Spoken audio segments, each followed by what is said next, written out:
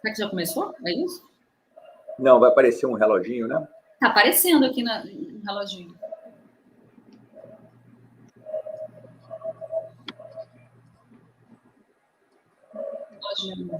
Tá no ar, tá no ar. Tá?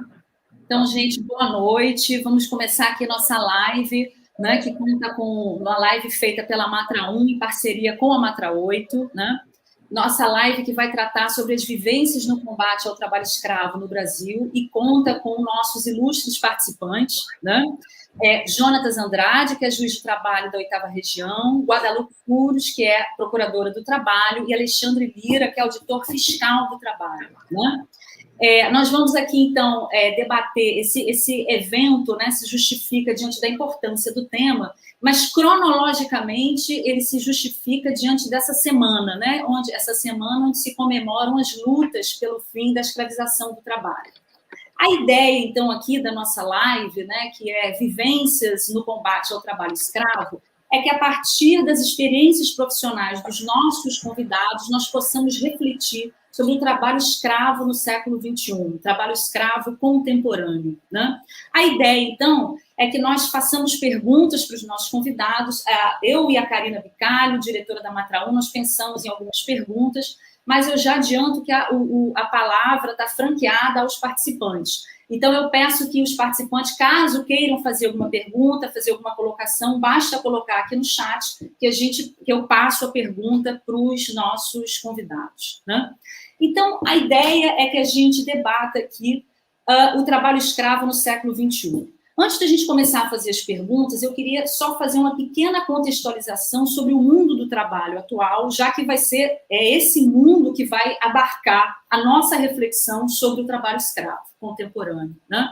Eu vou pegar aqui, de uma forma muito resumida, algumas considerações feitas pelo professor Ricardo Antunes, né, que é o professor do Instituto de Sociologia da Unicamp, e ele vai apontar que o mundo do trabalho hoje, você tem ali, a partir de 2008, 2009, uma grande crise, né, que vai gerar efeitos muito fortes na forma de organização do trabalho.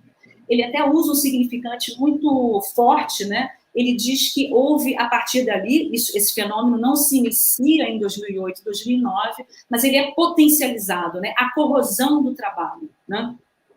Essa corrosão vai ocorrer em escala global, mas nos países da América Latina esse fenômeno ocorre de uma forma muito intensa, né? Em apertada síntese, ele vai trazer duas características que vão ajudar a gente a ter essa compreensão do que acontece hoje no mundo do trabalho, né? Então, ele aponta uma desregulamentação, né? Algo que nós da área trabalhista vemos diuturnamente, né? E essa desregulamentação ela começa a minar as antigas bases de proteção que antes mediavam essa relação capital-trabalho.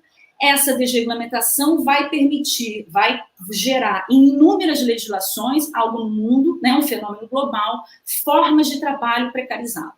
E ele aponta que, associado a isso, você tem também desemprego que não é só estrutural, mas também conjuntural em números alarmantes.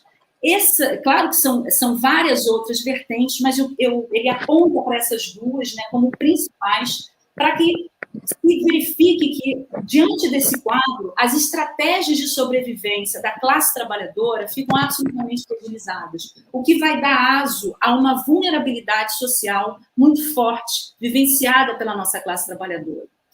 A gente não gosta muito de número, né? Somos do direito, mas números são... Eu queria trazer alguns números para que a gente pudesse ter noção da gravidade da crise que atravessa hoje o mundo do trabalho no Brasil. Eu trago esses números, são números passados pelo professor Denis Menezes, que é do Instituto de Economia da Unicamp. Ele justamente trouxe esses números quando ele estava também numa palestra sobre trabalho escravo, feita pela Namatra, discutindo como é que estava o mundo do trabalho hoje. E ele aponta o seguinte no Brasil.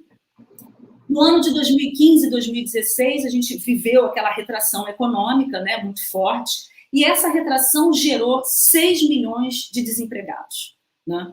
Os anos subsequentes, de 2017, 2018 e 2019, ele aponta um crescimento muito lento da economia, né? Em torno ali de 1%.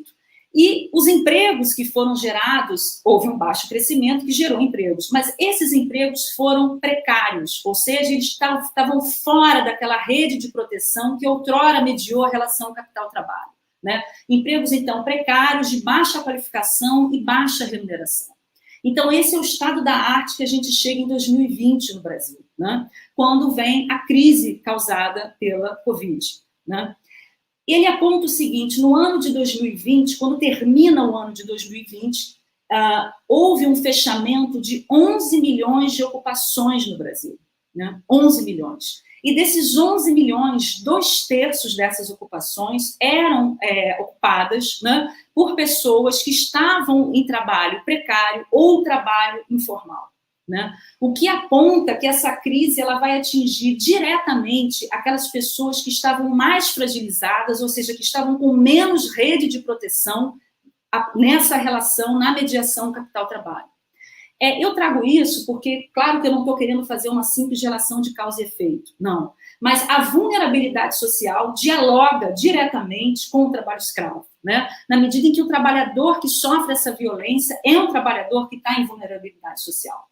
Então, eu trago isso para que a gente possa pensar, ou seja, eu acho que quando a gente pensa em termos de enfrentamento do trabalho escravo, não é possível pensar isso só em termos jurídicos, ou seja, a reflexão tem que envolver uma questão política, aspectos políticos e econômicos, ou seja, eu tenho que pensar em termos de política pública, né? Para pensar o seguinte: o que eu vou fazer com esse trabalhador liberto? É necessário que eu tire esse trabalhador liberto do estado de vulnerabilidade, né? Então, eu queria minimamente fazer esse prólogo para que a gente contextualizar um pouco a questão, para que a gente pudesse, então, começar a fazer essa reflexão, né? O que a gente pensou inicialmente? São perguntas que eu vou direcionar para cada um dos nossos convidados. Agora, vocês fiquem à vontade. Eu posso fazer a pergunta para um, mas se algum outro tiver algum comentário, alguma coisa para crescer na resposta, para ajudar na reflexão, por favor, nossa conversa informal, vocês fiquem à vontade, ok? Então, a primeira pergunta que eu faria seria para o Jonatas, tá? E, Jonatas, assim, como você compreende hoje, como é que é a sua compreensão sobre o trabalho escravo contemporâneo, o trabalho escravo no século XXI? Bem, obrigado pela pergunta, querida Luciana. Tenho que fazer um agradecimento aqui expresso à Matra 1, à Karina, pela parceria com a Matra 8, né, na pessoa do nosso presidente Saulo, da nossa diretoria, e dizer assim, bom, uma pergunta que exige uma reflexão profunda, né, daria aso aí para toda uma exposição. Eu levei muito tempo refletindo sobre essa questão da escravidão, né, da escravidão contemporânea.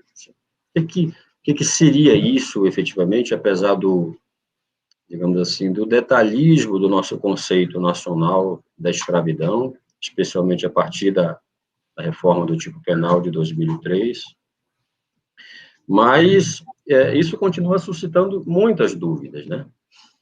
E, na realidade, assim, a origem disso está no paradigma do nosso tempo, da nossa moral contemporânea, moderna, né? Está na moral kantiana, que é muito apoiada na antropologia de Rousseau. O que é a escravidão hoje, né? O que é reduzir alguém à condição análoga à do escravo? O escravo clássico não era uma pessoa, né? Não era um ser. O escravo clássico não tinha humanidade. Aliás, o conceito de humanidade só nasce na nossa era, né? Após a moral kantiana. O escravo, ele era uma coisa, ele era um animal, né? E aí, quando a gente se apropria desse conceito, fica mais fácil você extrair até de maneira intuitiva a condição da escravidão. Você vai pegar um trabalhador, ele vai dizer, isso aqui é coisa de escravo, estou trabalhando como um burro, como um animal, né? Então, toda vez que você pega o humano e reduz ele à condição da coisa, reduz ele à condição do animal, isso significa, por exemplo, como o casal Dáliga nos anos 70, Foi exatamente isso que Casaldáliga viu, né? Ele foi convidado, está lá no Descalço sobre a Terra Vermelha, o Casaldáliga foi convidado para uma grande festa com a elite do Araguaia numa fazenda, e ele resolveu tomar um ar. Foi lá fora, nas baias dos animais, e encontrou um monte de trabalhadores vivendo, doentes, né? Estropiados junto com os animais. Então, é exatamente esse é o conceito. Ou seja, 33 anos antes do nosso conceito, tipo penal, ele olhou e disse, isso aí é escravidão, trabalho escravo. E não tinha ninguém agrilhoado, né? Não tinha ninguém preso, amarrado. Todo mundo, mas estava todo mundo numa condição reduzida. Reduzido a quê? Reduzido ao animal, reduzido à coisa. Então, isso tem balizado a minha compreensão, Luciana, desse conceito, né? Longe dessas críticas aí estereotipadas, do colchão fino, não sei o quê, né? É toda vez que você deixa o homem, e mais, assim, nós estamos evoluindo, né? E a gente fala de degraus civilizatórios mesmo, né? Você falou do trabalho precarizado, muito bem contextualizado no início. A precarização a redução, é você voltar nesses degraus que nós já evoluímos, né? E o processo evolutivo é para frente, né? Mas a gente sabe que isso não é linear, né? É preciso superar algumas casas para isso. Mas é esse conceito básico que eu tenho hoje, digamos assim, para além da condição jurídica, do conceito jurídico, doutrinário, nacional, internacional, essa condição kantiana, apoiada na antropologia de Rousseau. De onde é que vem a dignidade humana, né? A gente tem dificuldade para reconhecer isso, por conta, digamos assim, do desconhecimento da origem desses conceitos, da responsabilidade civil. Por que somos responsáveis? Né? Nós somos responsáveis, e a outra faceta da responsabilidade civil é a dignidade humana. Por quê? Porque somos os únicos seres capazes de escolha. O Rousseau foi lá e deu alpiste para o gato dele até o gato morrer. O gato não fez opção pelo alpiste. Foi lá e deu filé para o pássaro morreu, porque o pássaro não fez a opção pelo filé. Então, o único ser digno, né, que teria, segundo a moral kantiana, dignidade e, portanto, responsabilidade, é o ser humano. Aí se apoia todos esses conceitos, mesmo depois de séculos da moral kantiana, balizando a nossa sociedade, que é uma sociedade essencialmente laboral. Antes desse período, o trabalho sequer era bem visto, né? O trabalho não enobrecia o homem antes. Obrigada, então, Jonatas. Eu vou agora, partindo justamente disso que você falou, eu vou me dirigir aqui para o Alexandre, e estou pensando aqui na portaria 1129, né, Alexandre, de 2017. Essa portaria aqui, desafiando a hermenêutica, ela esvazia o campo semântico do trabalho escravo, aí, como dito, né, a partir com a extensão dada pelos Jonatas, e começa a limitar, né? A portaria tentou limitar, né, as hipóteses, a caracterização do trabalho escravo, aquelas hipóteses de restrição de liberdade. Então, eu queria que você falasse um pouco sobre isso e, especificamente, que tipo de implicação essa portaria, no período em que ela vigiu, que tipo de implicação ela trouxe para a autuação, o trabalho dos fiscais?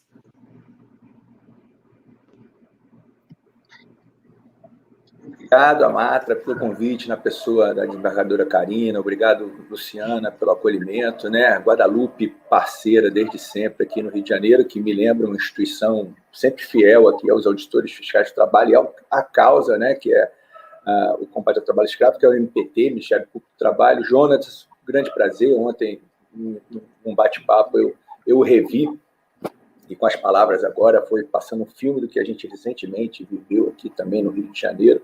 E dar um salve especial aí para as auditoras fiscais de trabalho, para os auditores fiscais de trabalho, na pessoa de Valderez, né? O Jonatas, quando viu o nome da Valderez aí no chatzinho, falou, estou até tremendo, Valderez é uma lenda, né? Luciana, assim, você me traz, né? Está tudo caminhando para um final de semana prazeroso, né? A partir dessa partilha que estamos fazendo aqui, dessa demonstração do Estado com E maiúsculo, né? Das instituições, que são tantas outras também que atuam no tema, mas você me traz uma triste lembrança, né? Essa portaria, e eu vou citar o nome, porque ele merece ser negativamente lembrado, do ex-ministro, o senhor Ronaldo Nogueira, eu fico até curioso saber como é que você conseguiu entender alguma coisa dela, né? Porque é uma aberração.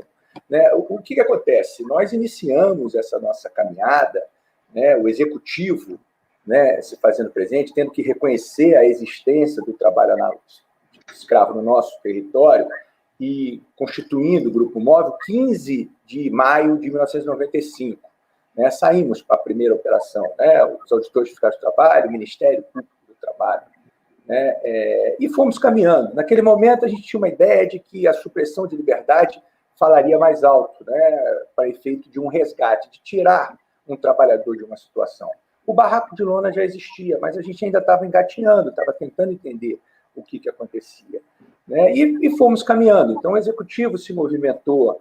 Temos, 2002, por força de uma redação, de uma atuação de João Batista, auditor fiscal do trabalho, a lei de seguro-desemprego sendo alterada justamente para alcançar os indocumentados, os trabalhadores. Né? E essa lei de seguro-desemprego, a 7998, no seu artigo 2C, é que dá o comando para os auditores fiscais do trabalho. Ela diz, o auditor fiscal do trabalho, ao se deparar com a situação análoga de escravo, dela afasta o trabalhador, resgata o trabalhador e oferta as guias de seguro-desemprego. Em 2003, tivemos, isso foi uma inovação legislativa, quer dizer, o legislativo participando.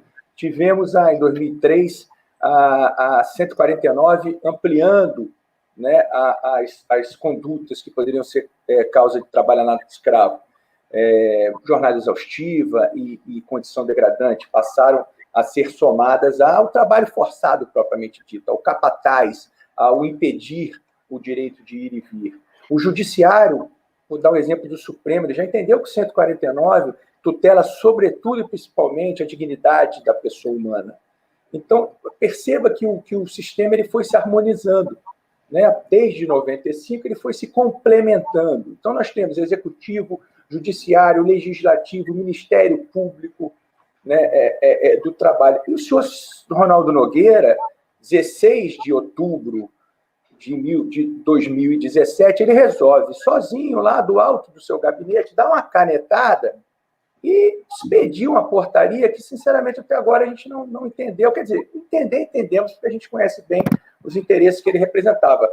Ele queria burocratizar o enfrentamento e esvaziar do conceito as variáveis de jornada exaustiva e de condição degradante. E se hoje a gente tira, pouco fica de resultado prático para o enfrentamento. E se formos olhar agora para um passado de uma semana, no operativo Operação Resgate, que o Ministério Público do Trabalho, Polícia Federal, Ministério Público Federal, Defensoria Pública, os auditores fiscais do trabalho, foram 118 ações fiscais no país todo, 137 resgatados. Aqui no Rio de Janeiro, a gente pode voltar a falar mais à frente, 2 domésticas, cada qual em seu lar resgatado. Não tinha, como o Jonas falou, o portão poderia ser acessado para elas saírem daquele ambiente, né? Mas elas estavam aprisionadas por esse muro invisível dessa submissão, dessa ausência de referência que as empregadoras tiraram delas. Uma com 40 anos vivendo com essa família, a outra com 30. Então, quer dizer, o ordenamento ele responde muito corretamente. Nós somos referência mundial. A OIT já reconheceu na 103ª conferência da OIT, em 2013, o Brasil ele foi reconhecido como referência no enfrentamento.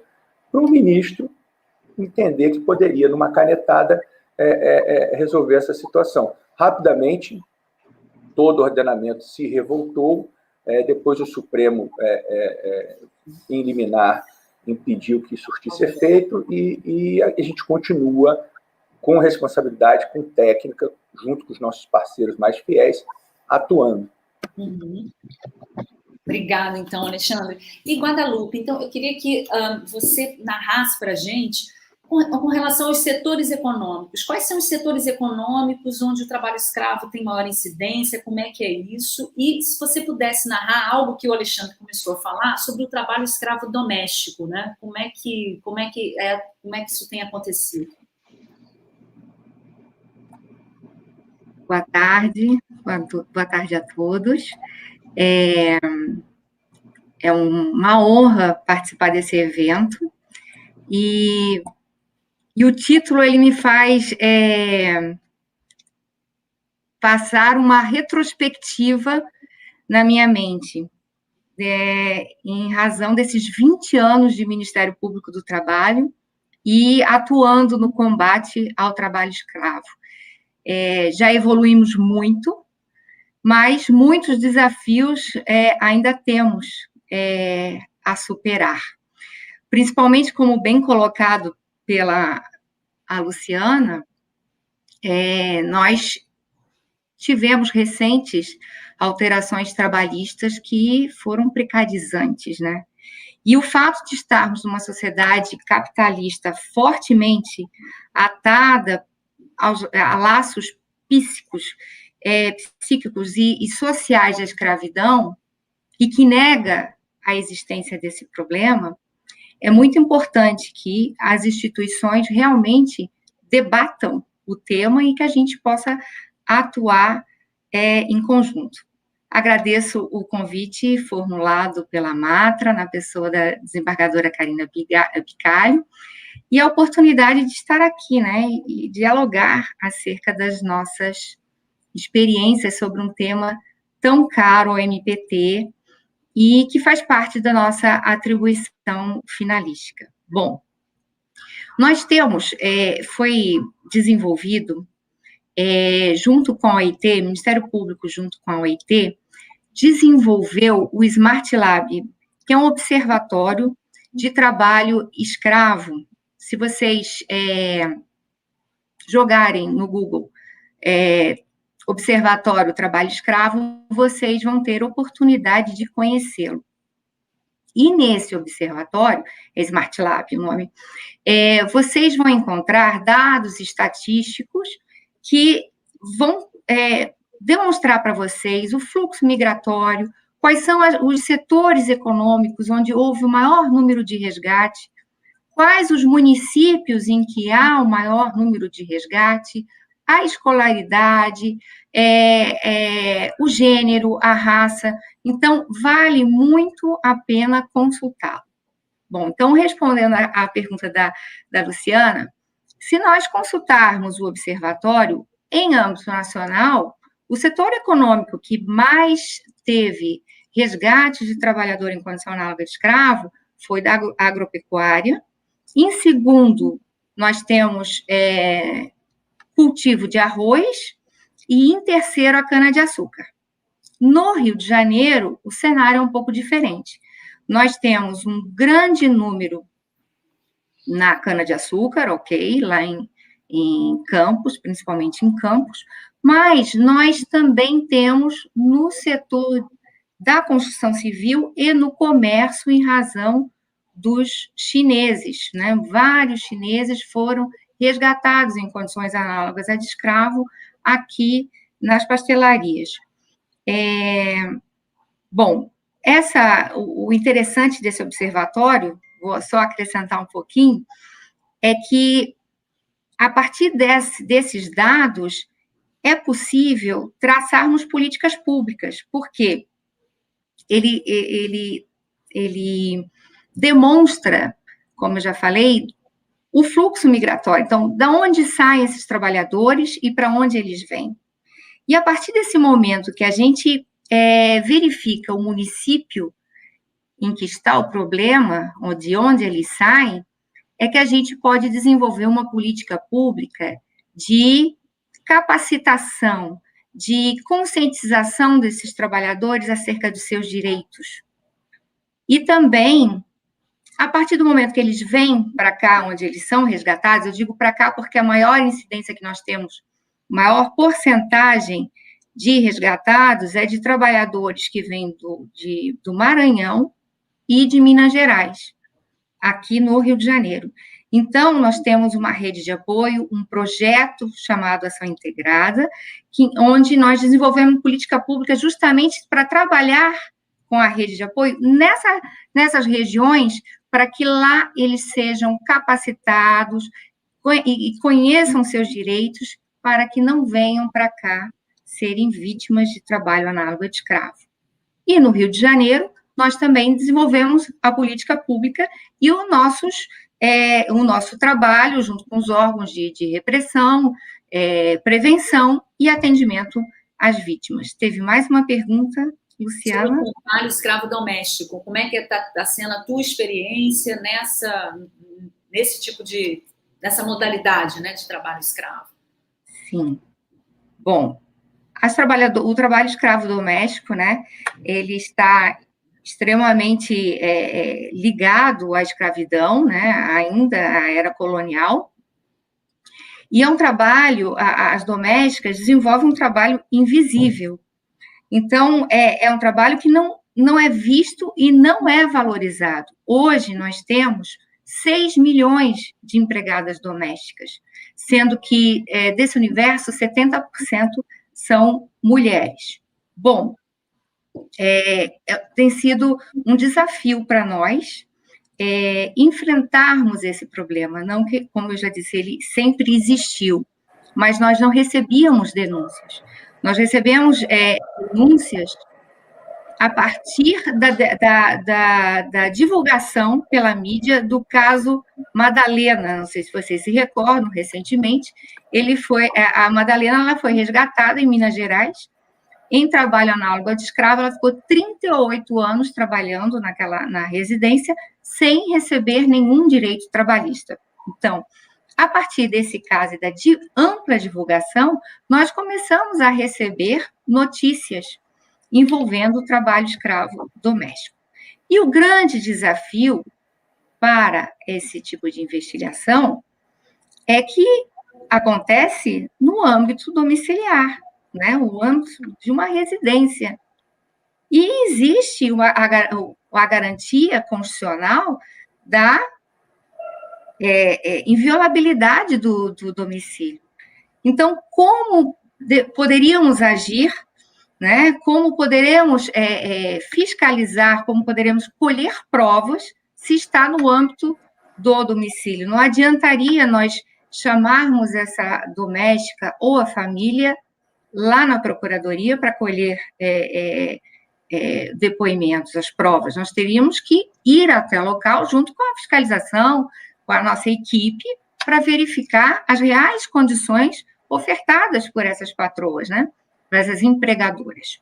Então, pensando nisso, nós buscamos jurisprudências do STF no sentido de que a inviolabilidade do domicílio é um direito fundamental, mas, segundo o próprio STF, não existe direito fundamental absoluto e que ele pode ser, como é que eu posso falar, modulado, ele pode,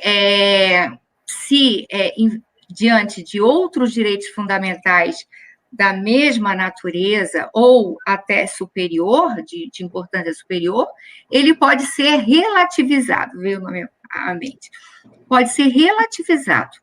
E com base nessa relativização, e também com base nas convenções coletivas, nas convenções internacionais de trabalho, principalmente uma que da OIT, se eu não me engano, é o 183, que prevê a erradicação do trabalho análogo de escravo no âmbito doméstico.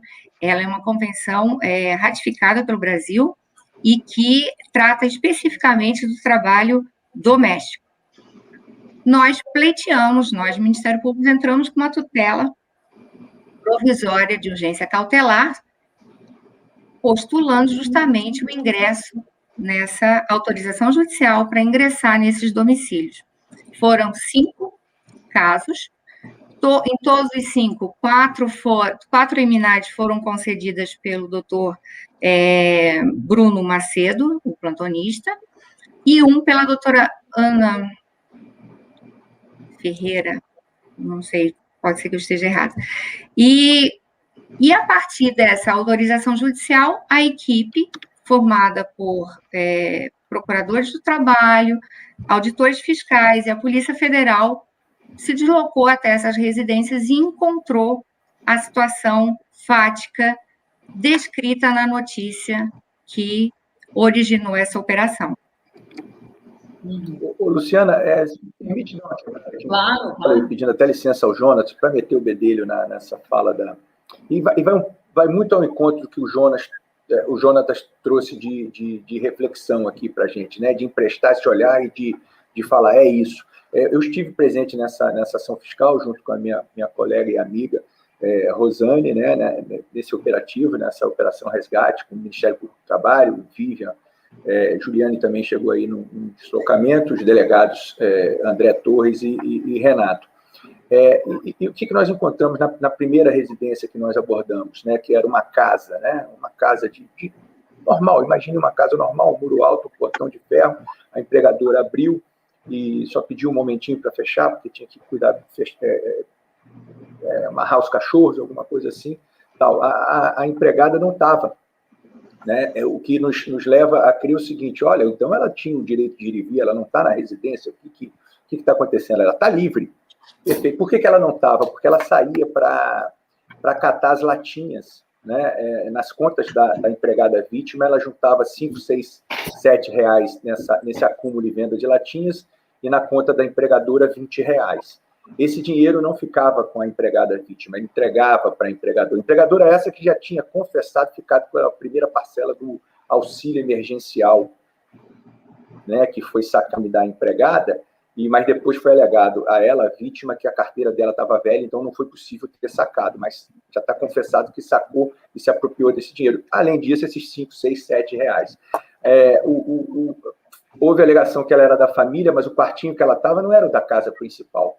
Né? Era o final, num espaço que já estava com a luz cortada. Ela dormia no escuro. Sabe como é que ela se situava?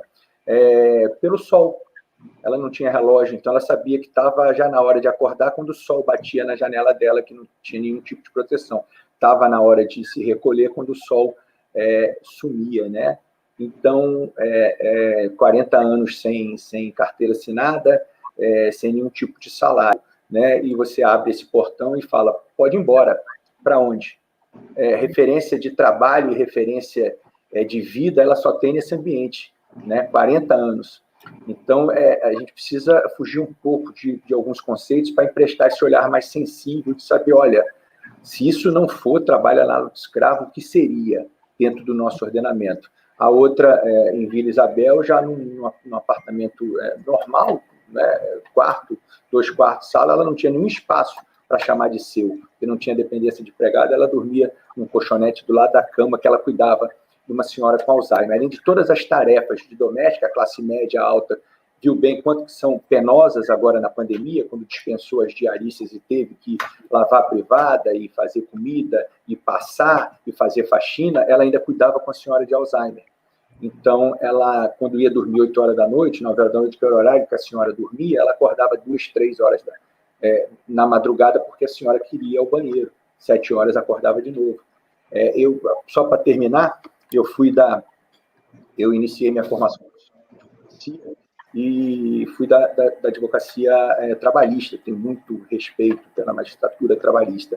E, por vezes, na audiência, o juiz colocava assim, mas é o super-homem com essa jornada que você está indicando? Isso não é possível, uma jornada dessa. Eu testemunhei, agora, semana passada, 2 mulheres maravilha, porque elas ficam 24 horas numa situação absolutamente desumana, né, e conseguem ficar de pé e rindo, né, de uma pureza, de uma inocência, de um amor para com essas empregadoras ainda, mesmo depois de tudo isso, porque tiraram as referências que elas poderiam ter de vida, né, de uma vida realmente amorosa e de um trabalho decente.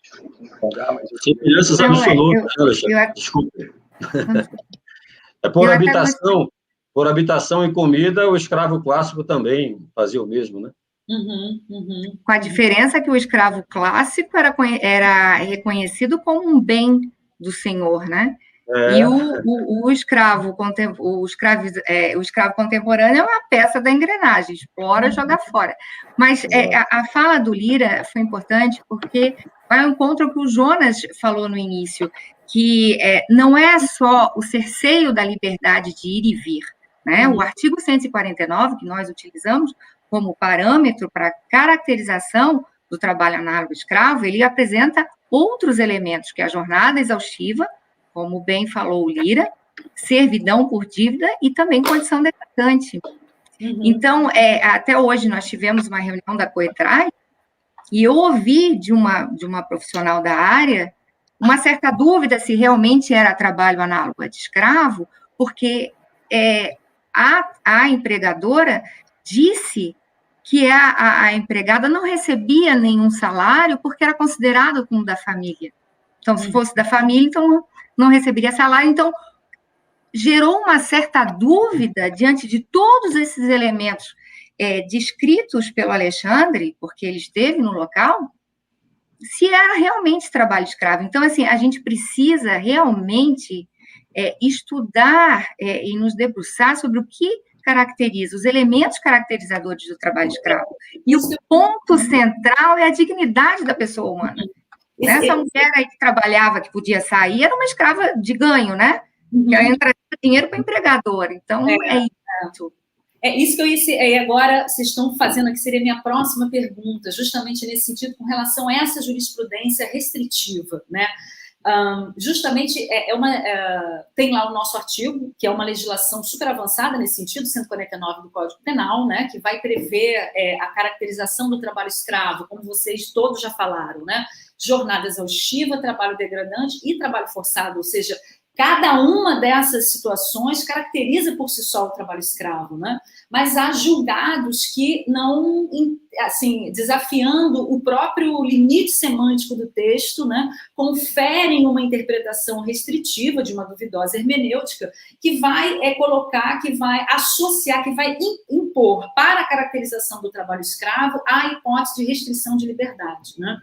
Então, eu queria, justamente diante desses julgados que existem, que estão aí sendo produzidos, eu queria que vocês me falassem, é aberto para todos vocês, enfim, quem tem essa experiência, vocês já se depararam com esse tipo de julgado no campo trabalhista, né? Ou seja, fazendo essa restrição no campo trabalhista, ou esse posicionamento ele se limita ao campo penal? Né? Ou seja, é um posicionamento que ele é utilizado para não tipificar, para não caracterizar a tipificação penal, né? E não gera consequência na trabalhista, ou tem também essa percepção restritiva também na área trabalhista? Como é que é a experiência de vocês nesse sentido, com essa jurisprudência não, com esses julgados restritivos? Posso? Já que está no campo da jurisdição.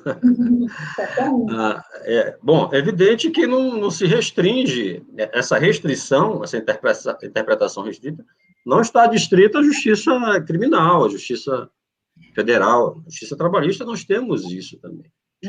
E o principal desafio, acho que a essa evolução, é o fenômeno da naturalização, né, a naturalização ela é muito forte, muito arraigada na nossa formação, né? As alegações, por exemplo, de que a Amazônia foi aberta assim mesmo, foi trabalhada assim, foi no braço, foi embaixo das lonas, foi nas frentes de serviço, tomando água junto com os animais, é muito comum, né? E qual que é o desafio aí, né? O desafio é superar esse processo de naturalização, isso por conta das lutas emancipatórias.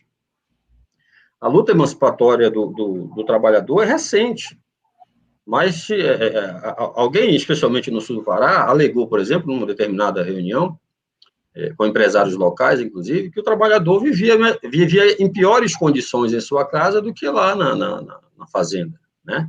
Ou seja, naturalizando o processo, né? Mas o nosso desafio emancipatório é esse, é a evolução. Do contrário, né, e aí o Estado tem que intervir até para defender a vítima dela mesma, né, dela mesma. A luta emancipatória da mulher, por exemplo. Hoje nós chegamos ao estágio de que o Estado interfere dentro do domicílio, né? Então, é preciso esse salto para que a gente possa evoluir. E do ponto de vista da jurisdição, como é que se supera isso, né? Eu tomo, por exemplo, a minha formação. Eu tinha uma formação militar antes de entrar na justiça e fui guindado a essa condição exatamente por isso, né?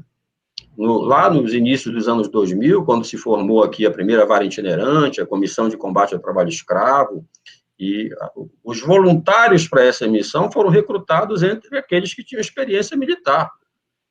Mas não tinha nenhuma sensibilidade, digamos assim, humanística. Onde é que essa sensibilidade ela acontece? Ela acontece no uso de instrumentos processuais, como a justiça itinerante, hoje prevista na Constituição, uma inspeção judicial, um contato tocante com a realidade, né? Na tutela de urgência, que relativiza, inclusive, os conceitos estritos de juiz natural, você vai travando contato com a realidade e vai se transformando, e na prova antecipada, produção de prova antecipada, então há inúmeros institutos processuais aptos a produzir a superação desse fenômeno da naturalização, né? Então, eu acho que por aí o caminho, né, para superar essa interpretação mais restritiva e contra a evolução do processo civilizatório dessas lutas emancipatórias. Posso falar? Pode e deve. Falando de jurisprudência, eu pesquisei e há julgados em alguns tribunais regionais federais restringindo realmente o trabalho análogo escravo à restrição da liberdade de ir e vir, e encontrei também alguns julgados do STJ. Mas o STF já tem uma decisão, já tem decisões no sentido de prestigiar a nova redação, que é desde 2003, do artigo 149 e seus 4 elementos que não precisam estar juntos, né? Estar presentes no mesmo caso. Eles pode aparecer um só, constatar um só nos fatos que nós vamos verificar. Tem um ponto da fala do Jonatas que eu achei muito importante. Ele falou da vara itinerante, e hoje, quando eu ouvi nessa reunião da Coetraz sobre essa dificuldade de visualizar, eu, infelizmente, apesar de ter começado a participar das operações móveis desde em 2001, eu não tive o prazer de participar, de ter uma vara itinerante junto numa operação, mas conheci a fama do Dr. Jonas, famoso por ser excelente juiz e dar tudo certo. Isso é importantíssimo, que o juiz conheça a realidade.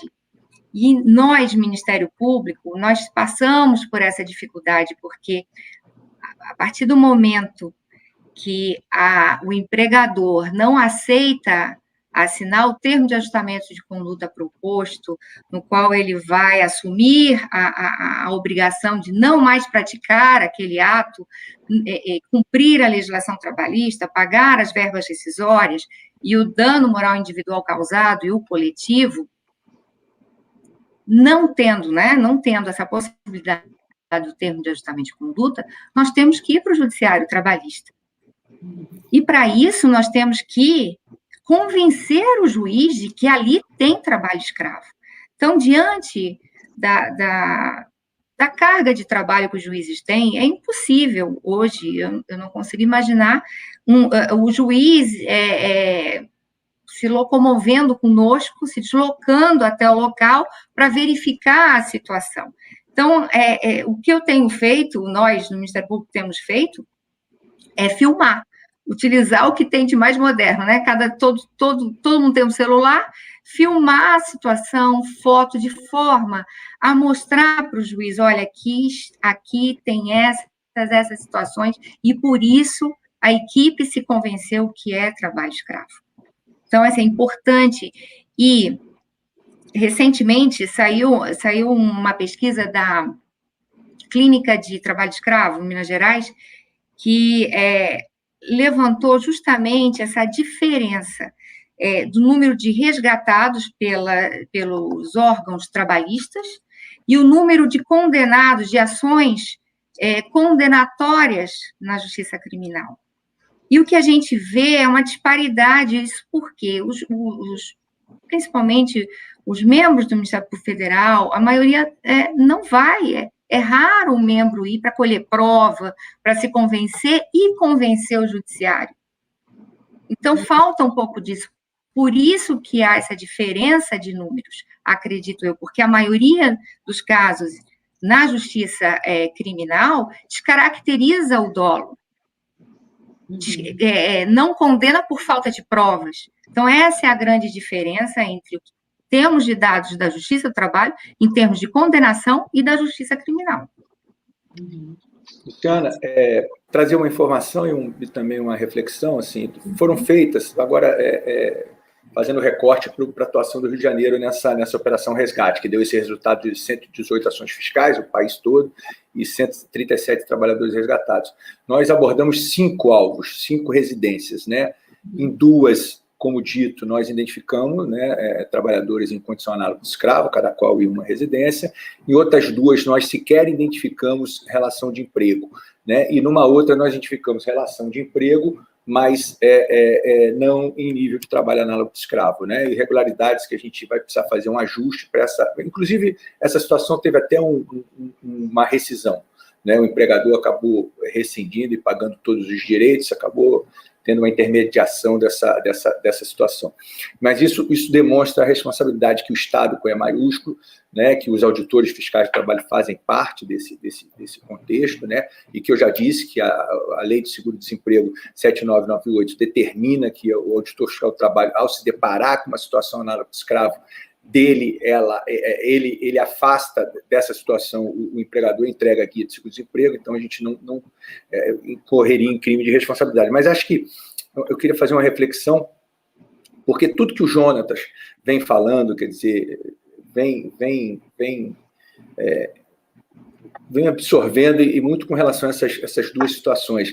Assim, eu não consigo perceber uma diferença do trabalho escravo, aquele que supostamente foi abolido 13 de maio de 1888, para o que a gente viu semana passada. Eu acho que a gente são substituições, quer dizer, a gente não tem mais o açoite, o tronco, mas a gente tem, como disse ontem para mim a Maria Isabel, a presidente do Sindicato das Empregadas Domésticas do Rio de Janeiro, Alexandre, o que está vendo são chibatadas na alma, né? O que a gente presenciou são chibatadas na alma, justamente por isso, por se aproveitar da ausência de referência dessas 2 trabalhadoras, uma com 40 anos, só vivendo isso, só vivendo essa forma que ela entende que é de amor, da forma como ela estava sendo tratada para isso. Para ela, amor é isso, e essa ausência de direitos, essa negativa total de direito. E a gente não vê mais o título, né, a propriedade, aquele não é mais bem do empregador, mas ele se coloca assim. Quando nós chegamos para conversar, o empregador desmereceu por completo a capacidade da vítima de dialogar com a gente. Não, ela é tapada.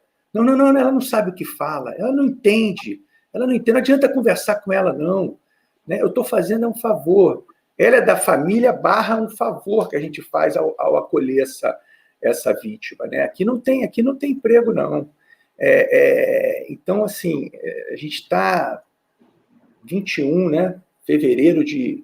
Hoje um amigo meu falou, mas, Alexandre, trabalho escravo nesse nível de submissão, de exploração, né? É preciso que a gente sensibilize, faça os corretos enquadramentos, como sabemos fazer, nós, auditores fiscais de trabalho, o Ministério Público do Trabalho, as forças policiais, a magistratura. A gente precisa que esse ordenamento sobreviva a todas as formas de ofensas que a gente ainda vai continuar recebendo. Como a própria Karina falou, a gente precisa estar vigilante, porque tal como o ministro Ronaldo Nogueira, numa bela manhã de 16 de outubro, de 2017, resolveu acabar com o trabalho análogo de escravo no país, daqui a pouco um outro maluco desse aí, né, criminoso desse aí, que deveria estar respondendo por crime de responsabilidade por ter feito isso, e eu acho até que o Ministério Público Federal, que o Ministério Público do Trabalho entraram com alguma ação nesse sentido.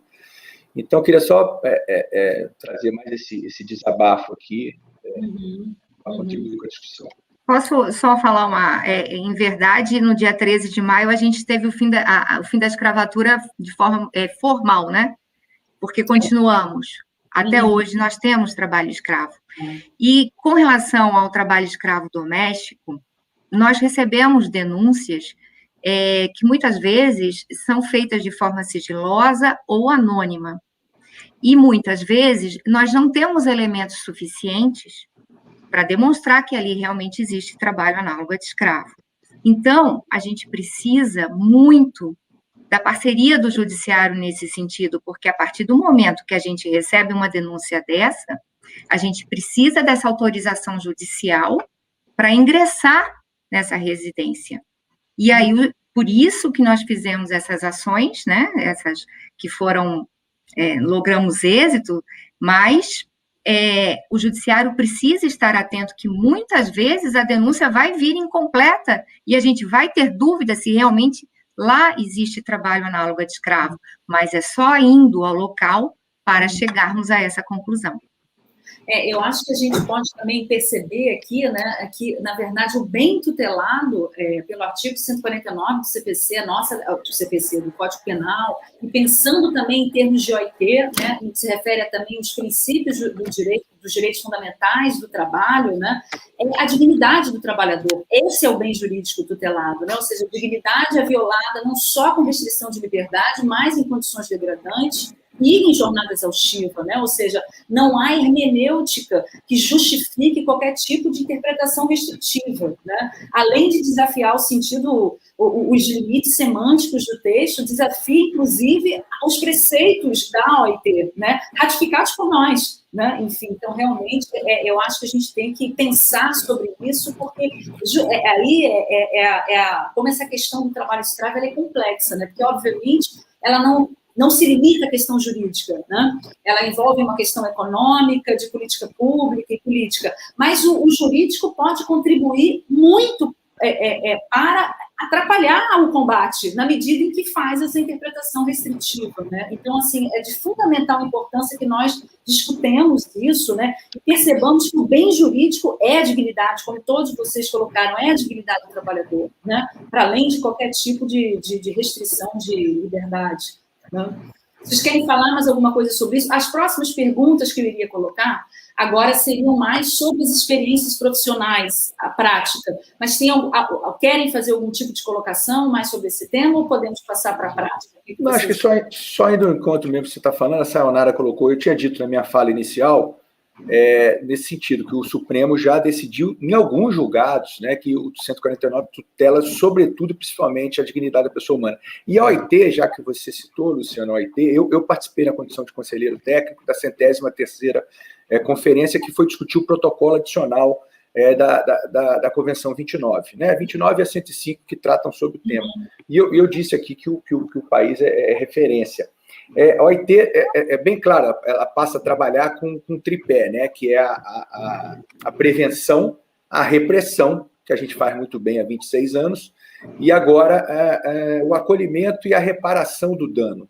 Né? O acolhimento, a partir de uma iniciativa até do colega auditor fiscal do trabalho, Valdinei, Movimento Ação Integrada, o Rio de Janeiro replica muito bem com o convênio do Ministério Público do Trabalho com a Caritas, Arquidiocesana, que vai justamente acolher esse resgatado no pós-resgate. Mas a OIT deixou bem claro, às vezes isso não está escrito, porque ela dialoga com 180 nações, não é exatamente assim, sigam o Brasil, ela precisa dialogar com a China também, que não deu nem o primeiro passo, então ela precisa dar uma nivelada. Então ela deixou bem claro que jornada exaustiva, que condição degradante, são, sim, variáveis que tipificam o trabalho escravo e que a gente precisa emprestar esse olhar.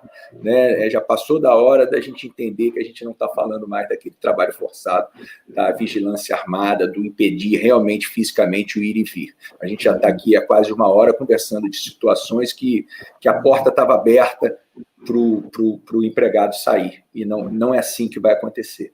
Eu tive um caso, a gente esqueceu de falar sobre a servidão por dívida. Tive um caso envolvendo o chinês, que ele se obrigou a trabalhar horas e horas para pagar a passagem, deslocamento da China para o Brasil, para pagar alimentação. Então, é outro elemento que a gente não pode esquecer. O trabalhador poderia sair dessa pastelaria e tentar a vida em outro local? Poderia, mas ele estava atado uma dívida, que ainda é moral, mas ele estava impedido de sair por conta dela. A retenção de documentos, por exemplo, também, né? É um exemplo. Retenção de documentos. Não é? Também se verifica. Certo. Agora, então, eu vou aqui, como a gente está aqui com um tempinho já avançando, eu queria, então, agora, a partir da experiência profissional de vocês, que vocês me narrassem, assim, vou começar pelo Alexandre. Você tem como narrar para a gente, Alexandre, a tua atuação no Grupo Especial de Fiscalização Móvel, algum exemplo, assim, para poder tornar mais claro, né? Como é que se dá isso? Pode narrar para a gente essa experiência tua? Sim, eu me tornei auditor fiscal do trabalho, eu passei a desejar a carreira de auditor fiscal do trabalho em razão do tema, trabalho análogo escravo. Meu pai era auditor fiscal do trabalho, já faleci desde 99, minha mãe ficou a vida toda na secretaria, hoje subsecretaria de Inspeção do Trabalho, a Rose, agente administrativo. Mas eu estou com 50 anos, até meus 36 anos eu estava na advocacia, nunca dei muita bola, mas resolvi namorar as temáticas da carreira, e me apaixonei pelo combate ao trabalho análogo escravo. E fiz um projeto de estudo, né? E fui aprovado em 2010. Rapidamente já estava compondo uma das equipes do Grupo Móvel, com a coordenação do Bené, meu grande amigo, que me ensinou muito. Benedito Florindo. Exatamente, essa figura, né? Essa figura. E depois de um ano, né? Aquelas situações do serviço público, não é exatamente uma oportunidade, mas é o que tinha, me convidaram para ser o chefe da divisão, e eu fiquei 4 anos, né, na chefia da divisão. Então, esse primeiro ano que eu fui para as operações, basicamente, o barraco de lona, bem impactante, aquela fotografia clássica do barraco de lona, do xixi, cocô do mato e do consumo da água em comunhão de espaço com os animais, né? Esse é o cenário, e Jonatas está aqui, do parazão e dos rincões, né? É essa a ideia, e o empregador sequer sabendo o que está acontecendo ali, né? naquela região. Depois cheguei no Rio de Janeiro, já em 2016, tive a oportunidade de conhecer Guadalupe, passei a compor o tema, a convite do amigo Cláudio Sequim, e hoje a gente está Rosane, Raul, Márcio Guerra, e fiz ações de pastelaria, construção civil, temas variados aqui no Rio de Janeiro. Mas, assim, eu não vi absolutamente nada igual, se foi a ideia de trazer algo impactante, ou que tem me chamado a atenção, do que eu presenciei realmente na semana passada, né? Eu ao conversar pessoalmente com as duas, são bem impactantes, porque são puras, são inocentes, estão absolutamente preocupadas ainda. Uma está preocupada como está a senhora que ela cuidava com Alzheimer. A preocupação dela é essa. Como é que ela está? Ela só tem a mim para cuidar, o tempo todo ela me chamando. E a outra ainda se preocupa, sim, com a empregadora, que é a que ficava com o dinheiro das latinhas. Então, assim, ver uma pessoa perder 40 anos de vida, né, 30 anos de vida, só com aquilo que a gente presenciou como referência, como eu venho falando e batendo nessa tecla, de vida e de trabalho, né, para mim, foi bem impactante, né? Eu não esperava, depois de ter andado aí pelo país e ter vivido essas experiências que eu vivi no Rio de Janeiro, de pastelaria, de construção civil, também no rural, eu me deparar, a vontade é a gente adotar, né? Adotar a pessoa que a gente está resgatando. Lógico que isso não é possível, você não vai abraçar o mundo, né? Essas experiências vão continuar, tantas outras, infelizmente, nós vamos nos deparar nessa situação, mas é de partir o coração. Mas aí tem um exemplo bom, que foi denunciado por preconceito dos vizinhos, que aí eu preciso falar. A gente tem uma situação que houve uma reunião de condomínio, e depois a gente apurou isso, e os vizinhos estavam absolutamente indignados com uma moradora que acolheu um morador de rua. Essa pessoa, ele já tinha feito trabalhos nesse condomínio, e depois a vida dele se desorganizou, ele estava na rua, aqui em Copacabana, e essa moradora ficou sabendo, conversou com o filho e foi lá buscar, e acolheu esse menino. né, levou para casa. E os vizinhos se reuniram numa reunião de condomínio e falou: como é que é isso? Que história é essa de trazer morador de rua aqui para dentro desse prédio aqui em Copacabana? E denunciaram. E a gente foi lá, né, porque o texto da denúncia era consistente. E a gente foi lá. E é uma situação de puro amor, né, de puro amor. Né? O menino sofre de esquizofrenia, está fazendo tratamento, toda a parte médica essa empregadora pagando, acaba sendo companhia mútua, ainda tem um filho também, mas nenhum nível de exploração a gente viu. Então, tem pessoas boas também nesse mundo que a gente precisa se valer desses exemplos. Como tem os maus empregadores, se é que a gente pode chamar de empregador quem faz isso com as duas senhoras que a gente resgatou.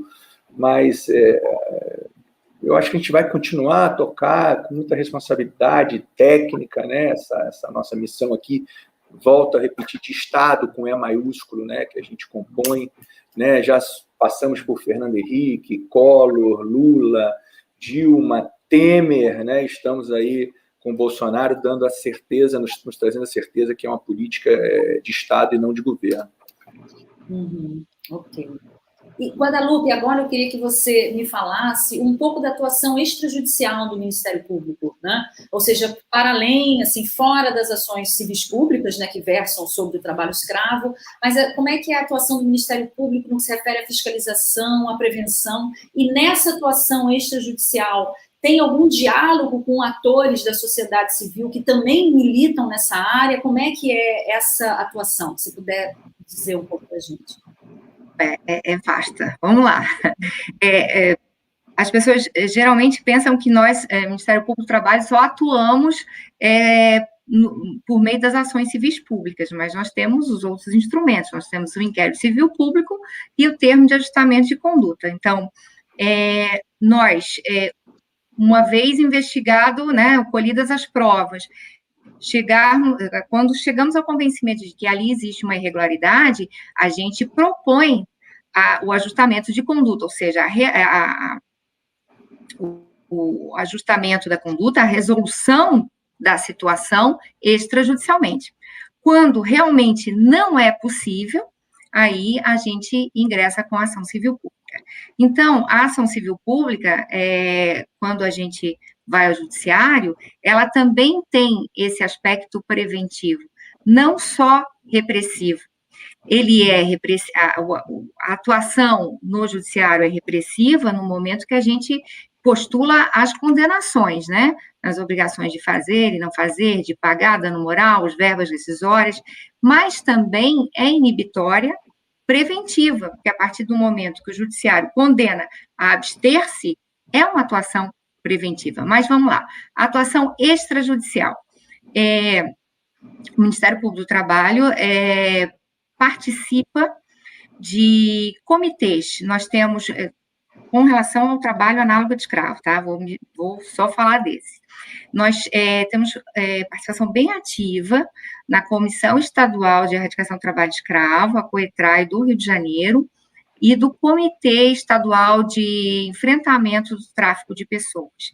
Então, nesses comitês, nessa comissão e comitê, CEPT, COETRAI, participam vários órgãos, Justiça do Trabalho, Ministério Público do Trabalho, Fiscalização do Trabalho, Justiça Federal, Polícia Federal, universidades, nós temos a UFRJ, temos o grupo de pesquisa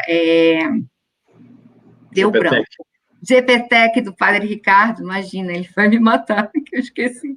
E também a sociedade civil, que a gente tem Caritas, por exemplo. Então, no âmbito da COETRAI, a gente desenvolve política pública. É ali que a gente discute sobre as campanhas de conscientização da sociedade acerca do tema. Ali tudo é definido com esses órgãos e com a sociedade civil. E, a partir do momento... ontem, até eu contando para o doutor Jonas, ele assim, mas isso foi discutido no âmbito da COETRAI? Foi. Vou contar para vocês. Nós logramos êxito numa ação civil pública, bem importante, em que a condenação, somando o dano moral coletivo e abstraente a multa pela obrigação, né, de não fazer e que a empresa descumpriu, na ocasião deu 3 milhões de reais. Aí, o que fazer com esse dinheiro? Foi um dilema. Eu cheguei para a Coetrai e disse, nós temos 3 milhões de reais, precisamos desenvolver política pública e eu não sei como nós vamos aplicar esse dinheiro.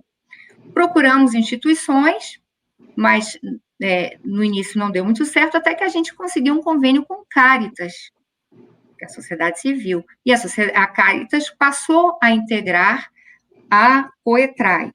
Então, a gente passou a desenvolver o projeto Ação Integrada, que com esses recursos, com esse dinheiro que veio dessa condenação do judiciário, nós passamos a atender as vítimas pós-resgate. O que é muito importante, porque, como disse o Alexandre Lira, o que fazer com essas empregadas domésticas após esse resgate? 40 anos nessa casa, para onde elas vão? Bom, depois desse resgate, nós acionamos a equipe do projeto Ação Integrada, que é desenvolvido no âmbito da Coetrai, mas é gerida pelo Ministério Público do Trabalho em parceria com Caritas. E, por meio desse projeto, nós temos uma assistente social e uma psicóloga contratadas para atender essas vítimas. Então, essas vítimas foram acolhidas por essas duas profissionais. Então, a nossa equipe é multiprofissional. E, a partir desse momento que elas foram acolhidas, essas empregadas foram para um hotel, receberam alimentação. Mais tarde, depois, se elas quiserem refazer a vida, é ofertado um curso de capacitação, elas podem frequentar o curso que elas quiserem, que elas escolherem de acordo com a vocação delas, recebendo uma bolsa, que é um salário mínimo mensal. Então, o Ministério Público do Trabalho, ele não tem, dentro do Plano Nacional de Erradicação do Trabalho Escravo, ele tem atribuições, né? Todos os órgãos têm essas atribuições nesse plano. O Ministério Público do Trabalho tem, sim, preventivo e repressivo. Tem atribuições ali definidas, mas não tem o pós, não tem o atendimento às vítimas. E nós estamos desenvolvendo isso desde 2013. Para vocês terem uma ideia, na Inglaterra, só em 2015 é que teve um ato, uma lei, prevendo o atendimento à vítima. Então, assim, quanto é importante essa atuação extrajudicial do Ministério Público do Trabalho, porque atua em várias frentes, né? No preventivo, no repressivo e no pós-resgate. Isso, e com relação ao pós-resgate, as condenações a título de dano moral, né, nas ações civis públicas, as astraentes, como é que essa verba é destinada para algum tipo de política pública? Como é que, em regra, como é que o Ministério Público lida com isso? Aí eu queria perguntar para o Jonatas também, né, e para a Guadalupe, que tem essas experiências, ou seja, a destinação do dano moral coletivo, né, deferido nessas ações civis públicas que versam sobre essa matéria. Como é que, em regra, isso é destinado, se é destinado para a política pública, qual é o critério, como é que vocês têm para narrar sobre isso? Na petição inicial, a gente já, no pedido, já dá um direcionamento, não para tal política pública, mas para atendimento, para desenvolvimento de política pública. Quando chega na hora de fazer, na hora da audiência ou depois, na execução, a gente direciona, indica para o juiz, convence o juiz, e a outra parte também, a empresa, a condenada, também tem que concordar.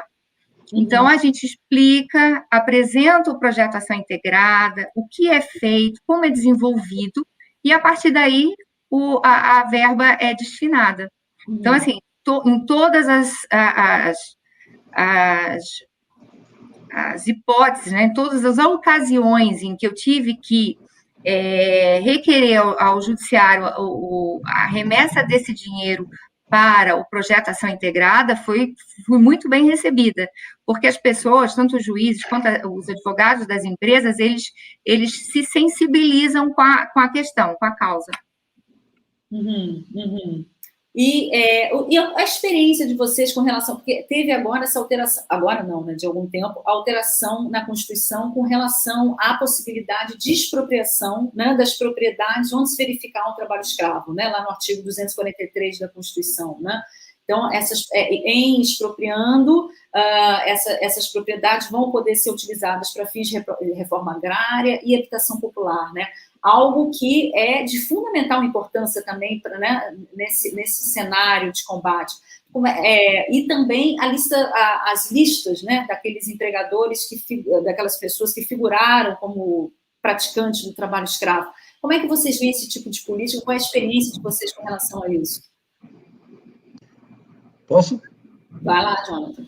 E também, se pudesse falar... Nesse particular, Luciana, nós temos duas notícias muito, muito interessantes, muito alvissareiras. Dois colegas nossos, novos, juízes novos, deram liminares recentes encaminhando o processo para essa expropriação, né, em face do trabalho escravo aqui no sul do Pará. Então, estamos muito felizes com esse encaminhamento, muito especialmente por serem gente da nova geração, né?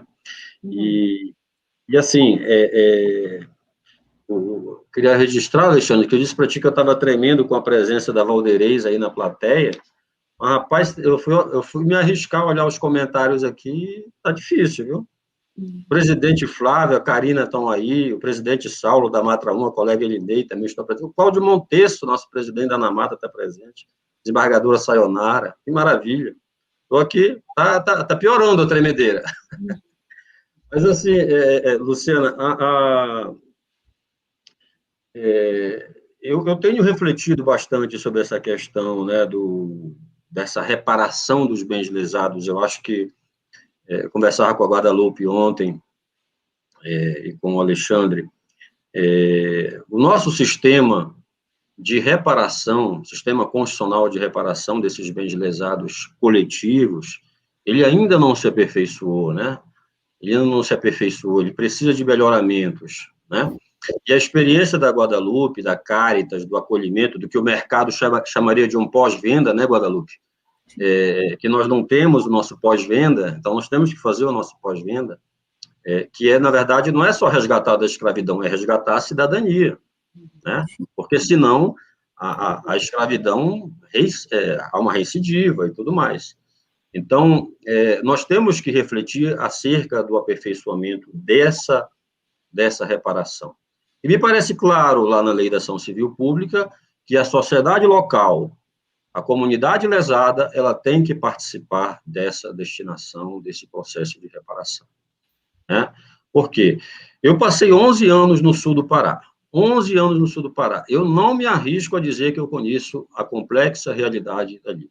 O Alexandre esteve por lá muitas vezes. Esses ícones de combate ao trabalho escravo, muitos deles aqui na plateia, né?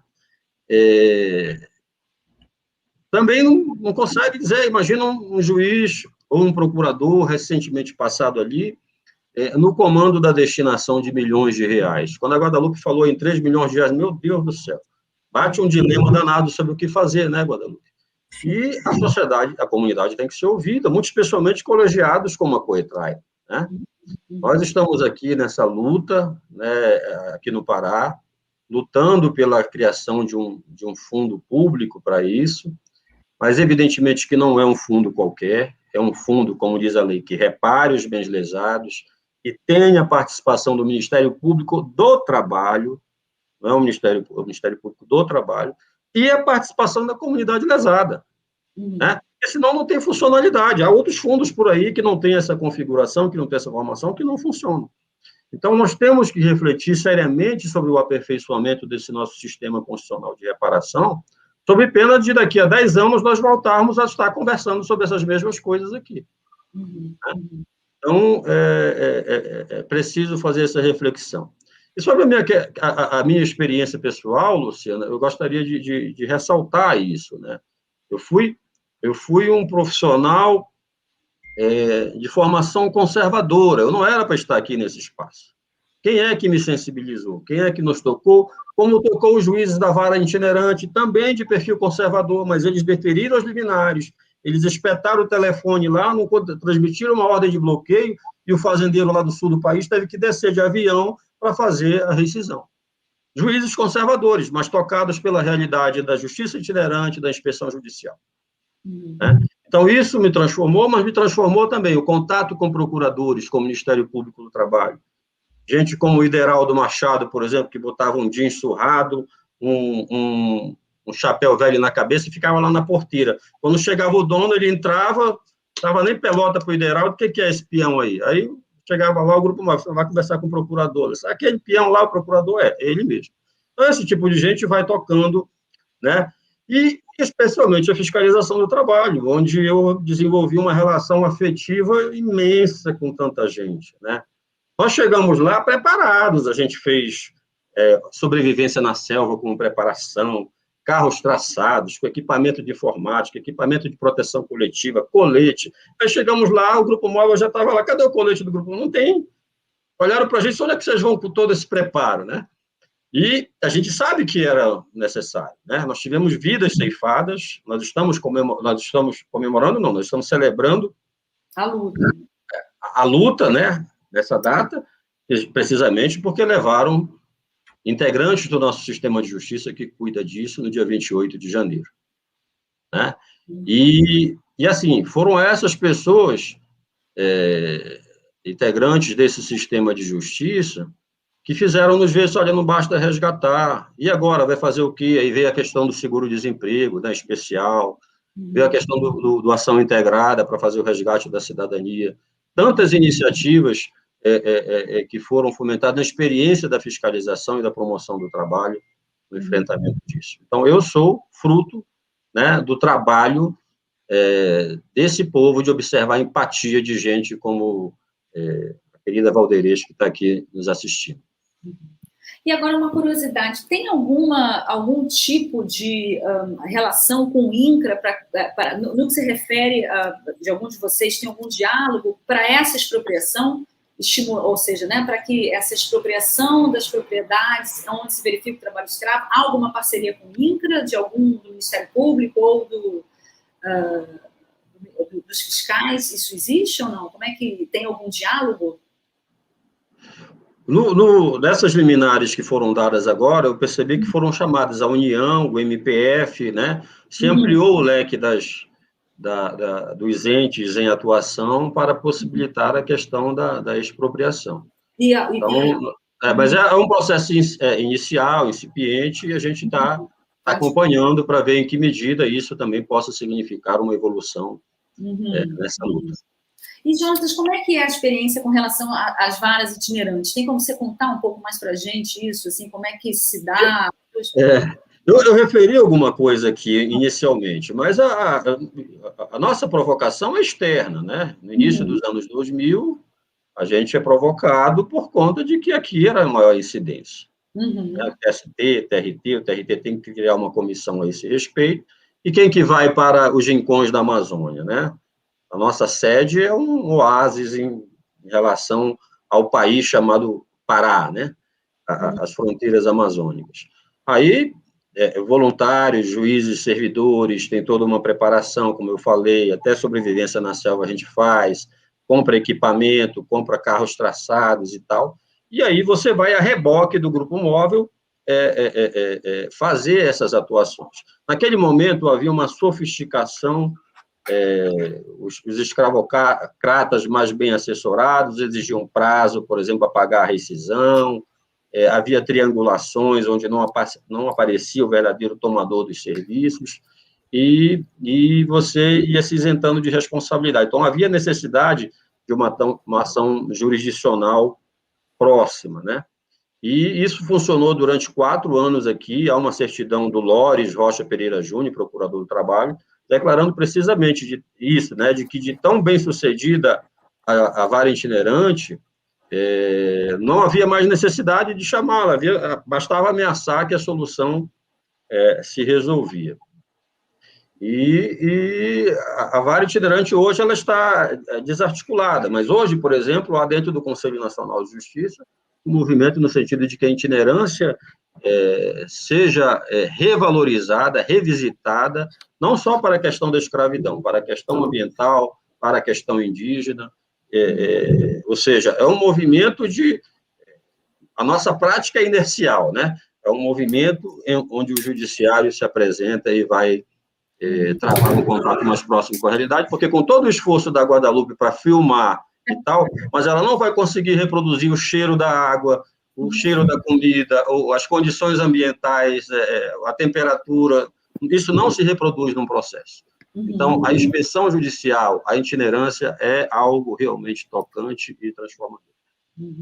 E nesse sentido, perdão, atrapalha, alguém ia falar? Não, Luciana, porque eu acho que você tocou num ponto que eu gostaria até de abordar, que é o cadastro de empregadores que tenham submetido trabalhadores à condição análoga, a lista suja.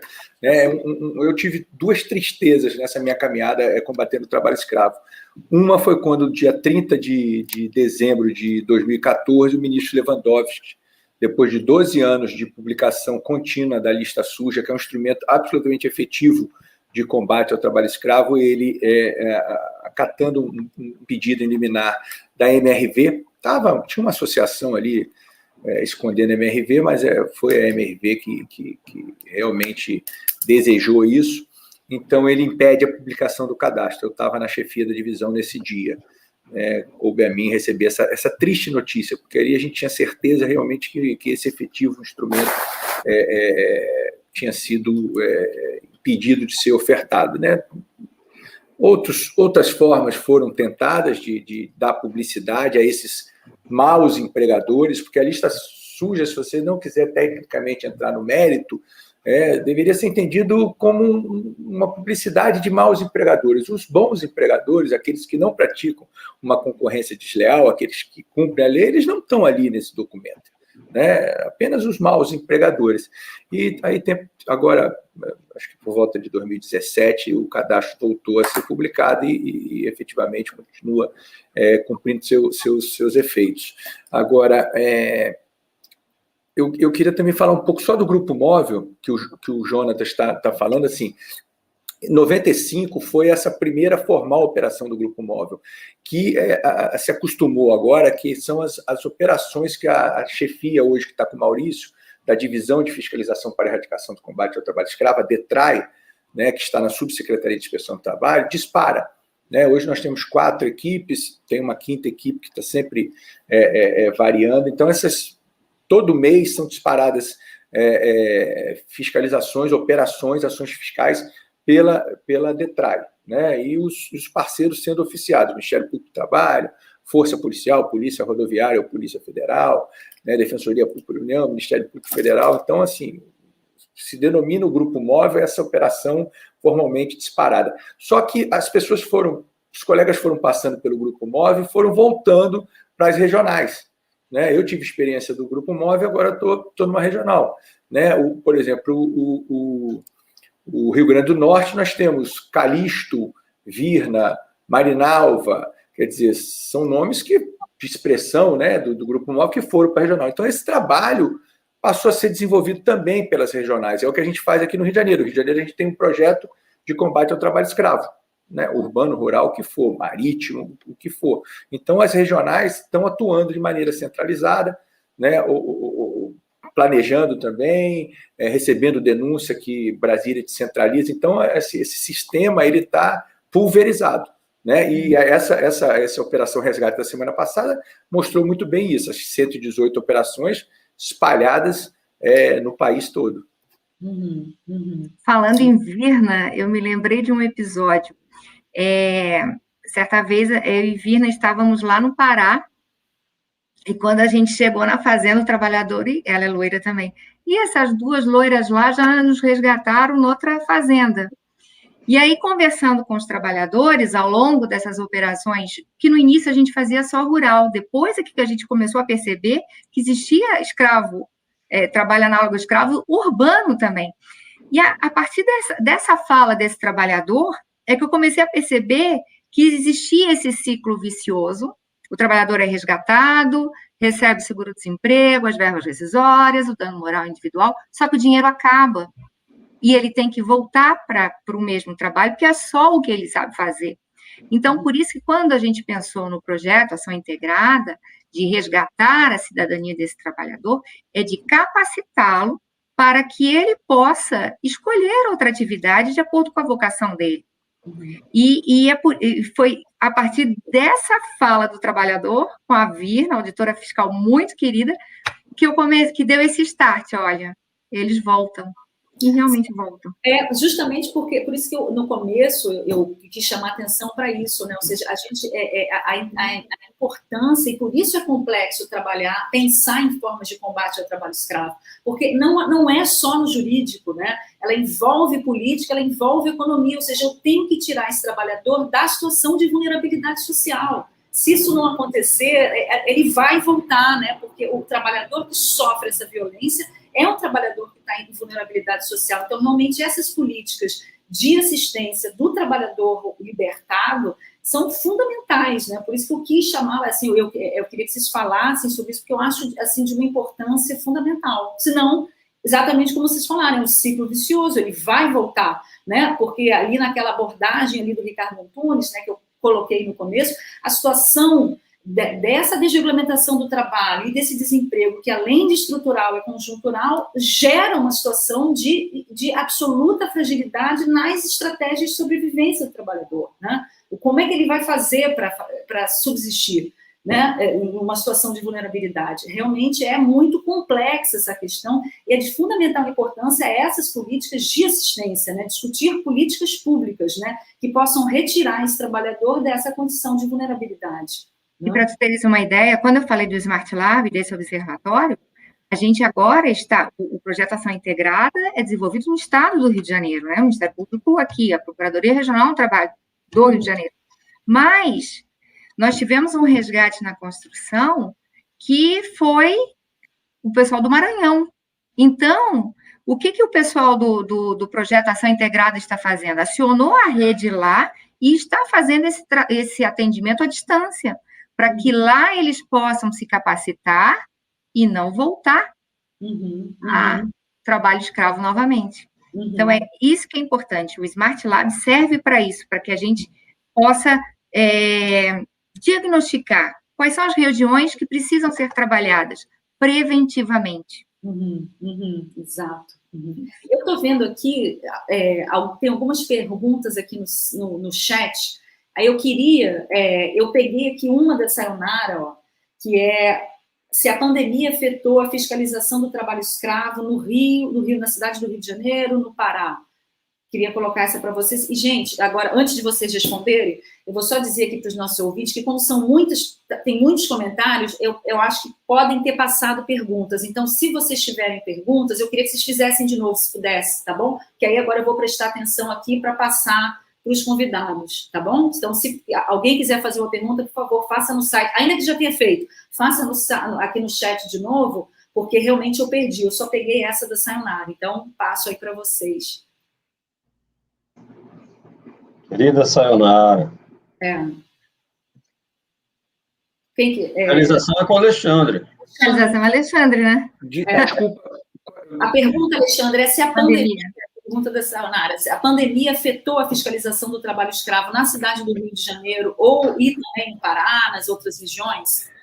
Não, assim que, com o advento da pandemia em março, o primeiro prejuízo que a fiscalização do trabalho teve foi não ser considerada atividade essencial. Foi a primeira crise que nós tivemos que superar, né? E em razão de não ser considerada atividade essencial, ficamos limitados em alguns movimentos, né? Então, compramos essa briga aí, depois teve uma revisão do decreto e passamos a constar. E, para além disso, também, o primeiro momento da 927, que depois caducou, também dava uma enxugada nas atribuições dos auditores fiscais de trabalho no curso da pandemia. Não necessariamente alcançando o trabalho análogo de escravo, mas atrapalhava também o nosso caminhar. Mas, rapidamente, a gente se organizou. Está havendo ainda uma força-tarefa em face da Covid-19, né? Saúde e segurança do trabalho e precarização do trabalho, né? Por força desses impactos, né? Do estado de calamidade. Mas a gente voltou a atuar em pleno vapor, e o exemplo disso que eu fico toda hora repisando é essa Operação Resgate que a gente compôs, né, na semana passada, que permitiu que a gente saísse em 118 ações fiscais, com 137, com mais de quase 400 mil de pagamento de verba rescisória. Então, nós aqui no Rio de Janeiro, nós estamos já recebendo mais denúncias, não só do ambiente também urbano, mas outras também. A Guadalupe já me comunicou que está chegando denúncia aí de outras atividades e localização. Então, o que a gente precisa, o que na verdade está impactando, eu vou agradecer a oportunidade de falar, o que na verdade está impactando a atuação dos auditores fiscais do trabalho, e olha que, graças a Deus, não somos preguiçosos e a gente se desdobra. Eu mesmo agora estou, além de ser mão de obra do combate ao trabalho análogo de escravo, eu estou de coordenação do projeto de inserção de jovem aprendiz, porque somos poucos. Então, o que está atrapalhando a auditoria fiscal do trabalho é a ausência de concurso público, né? Nós precisamos urgentemente recompor a nossa mão de obra. Nós somos, posso estar errando por pouco, 2.000 auditores na ativa para o país todo. E aqui a gente está há 1h30 falando do combate ao trabalho escravo, mas a gente está na saúde e segurança, para o trabalhador não despencar de um andame, para não perder o braço numa serra, para não morrer eletrocutado. A gente está no trabalho infantil, está no FGTS, está no pessoa com deficiência, né? Além de são dezenas e dezenas de cenários complexos, né, que a gente precisa ficar se desdobrando, né, para além até da nossa capacidade para conseguir atender todas as demandas da sociedade, né? Então, nós já temos o último concurso público, foi o da minha esposa. Eu sou casado com uma auditora fiscal do trabalho. O concurso foi em 2013, ela tomou posse em 2014.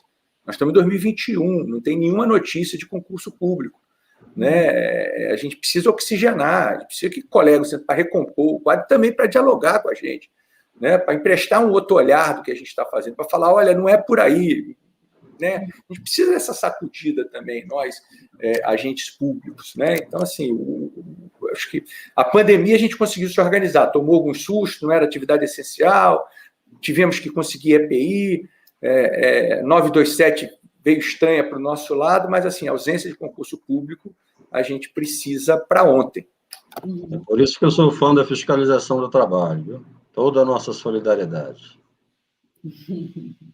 Eu tenho certeza disso. Jonas de Guadalupe, Luciana. Aqui vou fazer aqui um pleito para os nossos ouvintes. A gente tem mais alguma pergunta que vocês queiram fazer? Porque, como eu reitero, né? Vocês fizeram vários comentários aqui e eu acho que pode ter passado alguma pergunta realmente que eu posso não ter visto. Se vocês pudessem repetir aqui, se tiver mais alguma pergunta, eu sou a via da Sayonara. Vou dar um tempinho aqui, deixa eu ver. Acho que não. Vamos dar com uns 2 minutinhos. E eu vou só terminar aqui, a minha última pergunta seria para o Jonatas. Jonatas, como é que você acha assim, que o Poder Judiciário, o CNJ, o que você acha que pode ser feito, né, numa ideia de contribuir para o combate ao trabalho escravo? O que você acha que pode ser implementado, ainda implementado? Bem, eu acho que, assim, já antecipei alguma coisa a respeito disso, né? Eu acho que essa nossa reflexão sobre o aperfeiçoamento do sistema de reparação, ela tem que se impor, a gente tem que sentar para pensar nisso, né? Há muitas iniciativas maravilhosas, como essa da Caritas, né? Como as experiências que nós tivemos no sul do Pará com o GAET. O GAET era uma articulação entre o sistema de justiça trabalhista e a sociedade civil, a comunidade científica, e ali se engendrou, né, se gestou muitos projetos, como o longa-metragem Pureza, por exemplo, que é um projeto de mais de 10 anos, e que foi debatido exaustivamente ali com a sociedade, com a comunidade local. Hoje nós temos o Pureza aí, como resultado dessas deliberações, dessa discussão com a sociedade local e com o Ministério Público. Pureza, como o filme brasileiro mais premiado do ano passado, continua ganhando prêmios. Então, assim, esse aperfeiçoamento do sistema de reparação, eu acho que é uma uma reflexão que se nos impõe, né?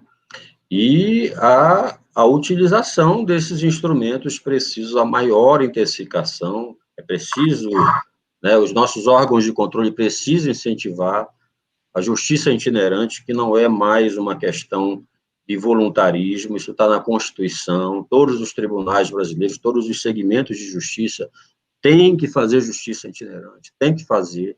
O acesso à jurisdição é um problema grave entre nós, a gente não tem ideia disso. Mesmo nas grandes cidades, a periferia, muitas vezes o trabalhador não tem condição de pagar um ônibus para ir até a justiça. Então, eu penso que esse é o caminho, né? Pensar melhor, refletir acerca do aperfeiçoamento do sistema de reparação e a utilização dos mecanismos, dos institutos processuais, em especial da itinerância, da inspeção judicial, da tutela provisória, da tutela de urgência e da produção antecipada de provas, porque um dos problemas da questão jurisdicional acerca desse tema é o ônus da prova, é a prova, né? Você não vai encontrar um peão do trecho outra vez, a não ser a Valderez, que encontrou aí, como ela falou, 3 vezes o mesmo trabalhador, resgatou 3 vezes o mesmo trabalhador, mas a Valderez é um ponto fora da curva.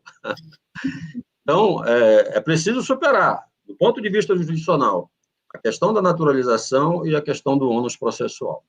E esses instrumentos, eu acho que eles nos ajudam, né, nessa caminhada. Uhum. Tem uma pergunta aqui do Paulo Varlé. Aqui, diante do crescente armamentismo em nosso país, como se adequará a extensão do trabalho aos novos riscos do combate ao trabalho escravo? Qualquer um dos... Acho que Alexandre, né? Talvez. Sendo o último a entrar no ambiente a ser abordado, né? Vai a polícia, vai os procuradores, vai a MO, o itinerante, a vara itinerante, depois a gente entra, né? Esse é o colega Paulo, a pessoa que passou uma situação absolutamente desconfortável em São Paulo, né? De violência do empregador, né? De desconforto mesmo no curso da ação fiscal. Olha, pode ser que os colegas até não concordem, mas eu, assim, graças a Deus, a gente não está lidando, em regra, com bandido, né? Nós estamos lidando com empregadores mesmo, ainda que cometam irregularidades do nível de trabalho análogo de escravo, mas, assim, no nosso dia a dia, a gente não está, em regra, mesmo com esse aumento dessa situação armamentista no país, a gente não ouve todo dia, toda hora, algum colega que tenha se sentido ameaçado, mas muito nos preocupa, né? A gente tem um protocolo de segurança que ele precisa, para ontem, sair justamente para dar esse respaldo para a nossa situação e não colocar em risco, né? A subsecretaria de Inspeção do Trabalho está atuando nesse sentido, né? A gente, aqui no Rio de Janeiro, a gente tem um problema, quem é do Rio, acho que a grande maioria aqui entende que o nosso problema, por vezes, não é nem o empregador, é o deslocamento até o empregador, né? A gente estava conversando com o delegado semana passada, ele foi mostrar o que eles têm de aplicativo para mostrar a área de risco, o Rio de Janeiro todo, né? E a gente não necessariamente faz os deslocamentos com a força policial por outros compromissos do órgão, que acaba não podendo acompanhar a gente. Então, brincadeiras à parte, né, de colocar toda a turma primeiro na nossa frente, a gente está atento a essa situação e eu só louvo que realmente a gente, em regra, não lida no nosso dia a dia, nas centenas de fiscalizações que ocorrem com bandido. Alguém quer complementar? Jonatas, Guadalupe? As nossas instituições adquiriram colete à prova de bala, só que aqui no Rio de Janeiro, quando a gente vai para uma operação, dificilmente a gente utiliza o colete. Isso é um problema. Precisamos atentar para isso. Bom, eu acho que esse problema não é um problema só da fiscalização, acho que é um problema da sociedade brasileira, né? Vamos ter que descobrir uma forma de enfrentar isso aí. É um risco para toda a sociedade, né? Tá, deixa eu só ver aqui, tem uma outra pergunta. Ontem o trabalhador está sendo falado, agora estava imaginando o lugar que ele está. Sim. A Yasmin está chamando a atenção da importância de nós estarmos nos diversos espaços, né? E reiterando, então, a necessidade da itinerância, né? Sim. Yasmin, um salve também especial a ela e a Tayane, que fizeram essa parte do acolhimento da Caritas arquidiocesana, né, nesse convênio aí com o Ministério Público do Trabalho. São elas que estão aí dando todo o suporte para as duas resgatadas da semana passada, não só isso, para os resgatados também de Santa Cruz, né, da construção civil, e tantos outros resgatados e vulneráveis também. Então, é uma parceria espetacular e que faz esse pós-resgate, né, justamente para a gente fechar esse tripé da prevenção, da repressão e da reparação com acolhimento, né? A primeira ação fiscal que eu fiz, aquele fotografia clássica, barraco de lona e tal, e pagamos e oferecemos a guia de seguro-desemprego, mas a pergunta minha e do colega que estávamos chegando, e agora? O que vai acontecer? Esse trabalhador vai fazer o que com esse dinheiro aí? Daqui a pouco, né? Então a gente começa a realmente caminhar no sentido do Estado também se fazer presente. As meninas são espetaculares, a Yasmin e a Tayane. A mãe do projeto fica inchada, né? Que elogiando as duas meninas. Conhecer? Elas estão aqui, mas não sei se elas podem entrar, mas elas são sensacionais, fazem um trabalho... A gente pode ir no Rio conhecer, assim que a pandemia permitir? Sim, claro. E durante a pandemia, é importante ressaltar que nós identificamos vários profissionais que estavam em situação de vulnerabilidade, em vias de ser submetido à condição análoga de escravo. Então, o projeto Ação Integrada começou a distribuir cestas básicas. Então, a gente distribuiu várias cestas básicas para as diaristas, que no primeiro, né, momento da pandemia ficaram sem poder executar suas atividades, as profissionais do sexo, os quilombolas têm um trabalho belíssimo. Então, assim, o projeto Ação Integrada não está só atendendo aos resgatados, mas também está fazendo um trabalho preventivo de atendimento aos profissionais em situação de vulnerabilidade, principalmente neste momento pandêmico. É uma atuação fundamental. É uma atuação, eu estou dando parabéns aqui por esse tipo de política, porque é fundamental realmente você ter essa preocupação com assistência, né? Pós-resgate, realmente vocês estão, é um trabalho muito bonito, muito sério, que eu só tenho a parabenizar, né? Vamos ver se tem aqui mais perguntas, eu não estou vendo. Vocês querem comentar mais alguma coisa? A gente está dando aqui já quase 2 horas de evento, estamos aqui extrapolando o nosso tempo. Algum comentário, alguma colocação que vocês queiram fazer? Eu achei interessante a fala da Valderei sobre o requisito para participar dessas inspeções, para trabalhar com a equipe móvel, né? Sendo membro do Ministério Público, juiz ou auditor fiscal, é ter empatia. E realmente, como ela disse, é ter empatia. Eu ainda, 20 anos de estrada, 20 anos resgatando, eu ainda choro, eu ainda me emociono quando eu ouço o trabalhador nessas condições e quando ele é resgatado. Então, assim, é impossível não se impactar. Eu tive um trabalhador chinês resgatado que ele foi, inclusive, torturado.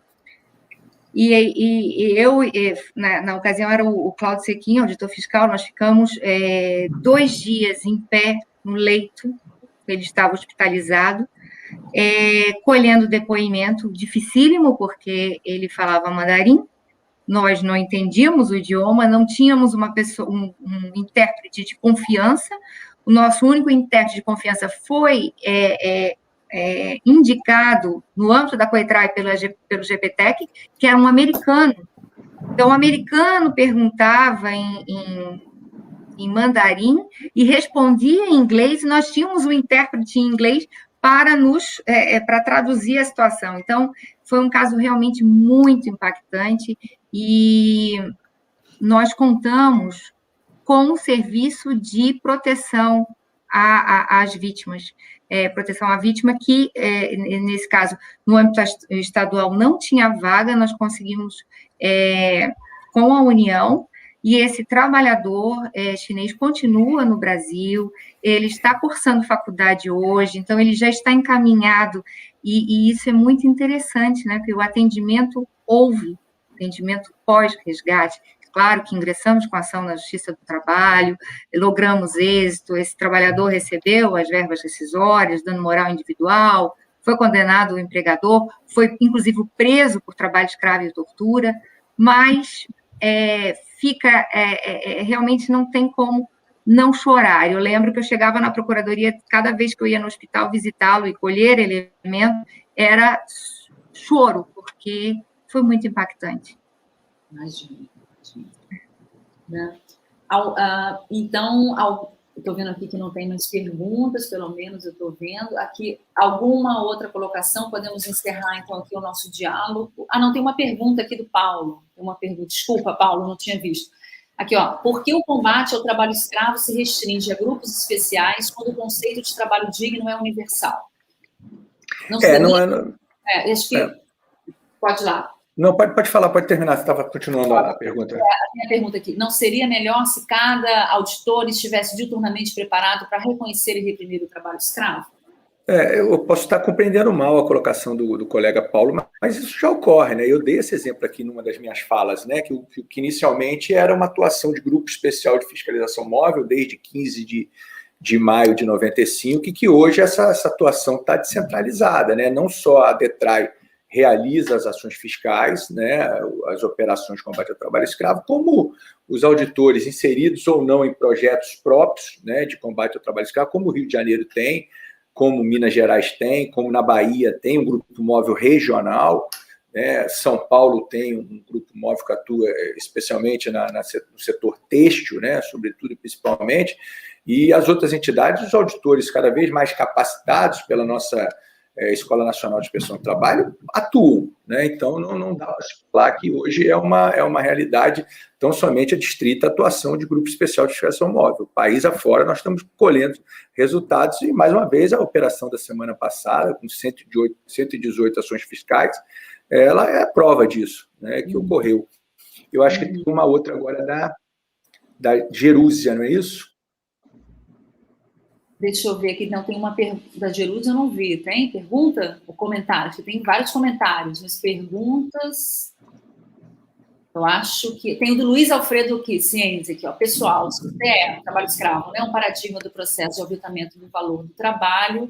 Não seria interessante um trabalho interinstitucional de sua valorização, até como forma de descontrapor o modelo do governo? Podem... Quem se habilitar a resposta? Concordo plenamente. Uhum. Na verdade, o nosso modelo é que segmenta, né? Nosso modelo é o nosso método científico, mecanicista, que nos proporciona essa segmentação, que muitas vezes nos faz perder a noção do todo, né? Uhum. A isso se contrapõe uma visão sistêmica da vida hoje. Tudo que nós fazemos deve ser feito com o fim de manutenção das tênues leis, das finas leis que mantêm a vida na Terra. Uhum. E, evidentemente, essas práticas são práticas que conspiram não só contra o trabalho livre, mas contra a vida, ao fim e ao cabo. Uhum. A Jerúsia, Luciana, ela faz uma pergunta mais, não sei se você já estava vendo, mas eu acho que teríamos que ter uma nova live e com a presença, principalmente, do Ministério Público Federal, porque isso vai dar discussão. Porque, assim, depois de ouvir tantos depoimentos tristes e inacreditáveis, é inacreditável que nenhum empregador tenha sido condenado criminalmente e preso por trabalho escravo. Precisamos urgentemente sensibilizar os juízes, mas eu incluiria também a gente entender o Ministério Público Federal. Aqui no Rio teve uma tortura, mas eu acho que ele foi mais preso pela tortura que pelo trabalho escravo. Mas por isso que eu trouxe a discussão sobre a jurisprudência restritiva no campo penal e no campo trabalhista, né? Justamente era para poder ensejar esse tipo de reflexão, né? Ou seja, e apontando que uma interpretação restritiva vai de encontro a toda essa luta que vocês estão fazendo, ou seja, ela pode ser absolutamente prejudicial a esse trabalho que é tão importante para resgatar a dignidade dos nossos trabalhadores, né? Enfim, e por isso a importância de se pensar também em termos de decisão judicial, né? Será, o Alexandre foi bom, ele viu aqui, tem mais alguma pergunta que será que eu perdi, gente? Eu acho que não. Acho que agora acho que eu consegui colocar todas aqui, não é? Vocês viram alguma que eu perdi? Não. Acredito que não. Então, infelizmente, aqui a gente já está chegando a 2 horas de fala, era 1h30. Desculpa, Flávio, a gente passou aqui do tempo. Então, eu queria agradecer mais uma vez aos nossos convidados. Foi fundamental essa reflexão.